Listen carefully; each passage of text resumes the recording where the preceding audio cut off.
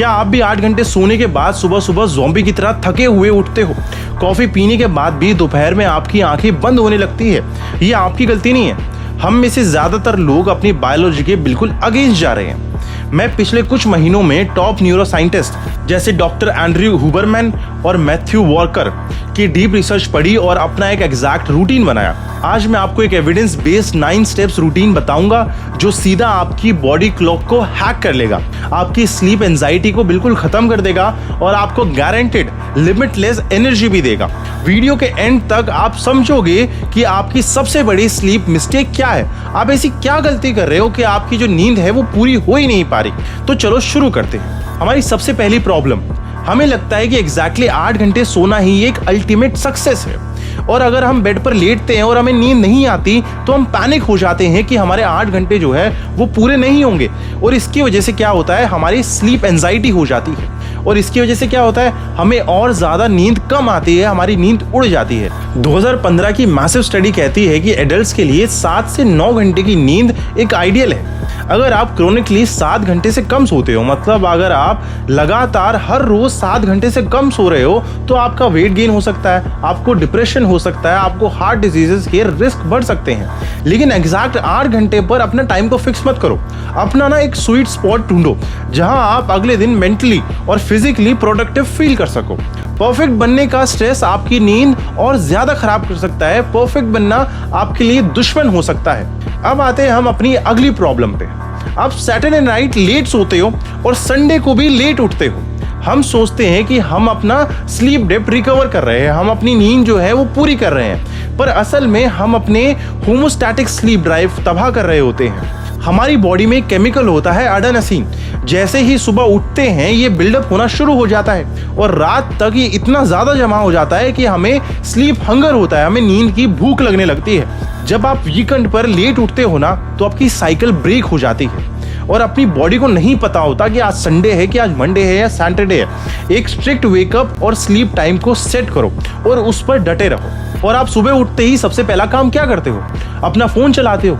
लेकिन ये आधी अधूरी लाइट आपके ब्रेन को जगाने के लिए काफी नहीं होती। हमारे ब्रेन में एक मास्टर क्लॉक होती है, सुप्राचियामास्टिक न्यूक्लियस। जैसे ही सुबह की सनलाइट आपकी आंखों के रेटिना पर हिट करती है ना, ये ब्रेन को सिग्नल देती है कि दिन शुरू हो चुका है। ये तुरंत कोर्टिसोल और एपिनेफ्रिन रिलीज करता है जो नेचुरल एनर्जी बूस्ट करता है। सुबह उठने के बाद बाहर जाओ, ब्राइट दिन में 10 मिनट और क्लाउडी डे पे 20 से 30 मिनट बिना सनग्लासेस के धूप लो। ये आपकी 24 आवर क्लॉक मतलब सर्कैडियन रिदम को सॉल्व करता है, मतलब उसको ठीक करता है। अब आते हैं हम अगली प्रॉब्लम पर। रात को हैवी वर्कआउट करने से आपकी बॉडी का टेम्परेचर और एड्रेनलिन बढ़ जाता है, जिससे नींद जो है वो डिले हो सकती है या फिर कभी कभी नींद नहीं आती। अगर आप सुबह वर्कआउट या ब्रिस्क वॉक करते हो तो आपकी बॉडी एक एंटीसिपेटरी सर्किट डेवलप करती है। इसका मतलब है कि आपकी बॉडी अपने आप को कल के वर्कआउट के लिए पहले से ही जगाना शुरू कर देती है और नेचुरली आपको एनर्जी देती है। रात को बॉडी ऑटोमेटिकली थक जाती है और आप डीप स्लीप में चले जाते हो। और अब आते हैं हम अपनी अगली प्रॉब्लम पर। उठते ही तुरंत आप कॉफी पी लेते हो और दोपहर में जैसे ही एनर्जी क्रैश होती है आप फिर से एक और कप पी लेते हो, यानी आपकी रात की नींद कंप्लीटली डिस्ट्रॉय कर देते हो। कैफीन नींद भगाता नहीं है, सिर्फ ब्लॉक करता है। ये आपके ब्रेन के एडेनोसिन रिसेप्टर पर बैठ जाता है। जब कैफीन का असर खत्म हो जाता है तो सारा जमा किया हुआ एडेनोसिन एक साथ आपको हिट करता है और जिससे आता है कैफीन क्रैश। कैफीन की हाफ लाइफ 5 से 6 घंटे होती है, इसीलिए अपनी पहली कॉफी उठने के कम से कम 1 घंटे बाद पीना चाहिए ताकि नेचुरल एडेनोसिन फ्लश आउट हो सके।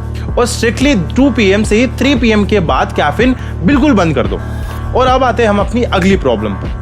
आपके ब्रेन को समझ ही नहीं आता कि दिन कब खत्म होता है, क्योंकि आप घर की ब्राइट ट्यूबलाइट के नीचे बैठे रहते हो।